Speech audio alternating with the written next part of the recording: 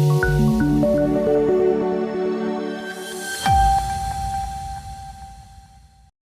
મહાકુંભ અંતર્ગત જેતપુરમાં જોશાદાર રમતોત્સવનું આયોજન કરવામાં આવ્યું। ખેલ મહાકુંભ અંતર્ગત જેતપુર તાલુકાના જેતલસર ગામમાં આવેલ પીડીવી સંકુલમાં જોશાદાર રમતોનું આયોજન કરવામાં આવ્યું। આ સ્પર્ધામાં દોડકૂદ અને ગોળા ફેંક જેવી વિવિધ રમતોનો સમાવેશ કરવામાં આવ્યો હતો। આયોજનમાં તાલુકાના લગભગ 1000 થી 1200 જેટલા યુવક યુવતીઓએ ઉત્સાહભેર ભાગ લીધો હતો। આ ખેલ મહાકુંભે યુવાઓમાં રમતગમત પ્રત્યે ઉત્સાહ વધાર્યો અને પોતાના કૌશલ્યને દાખવવાની તક પૂરી પાડી।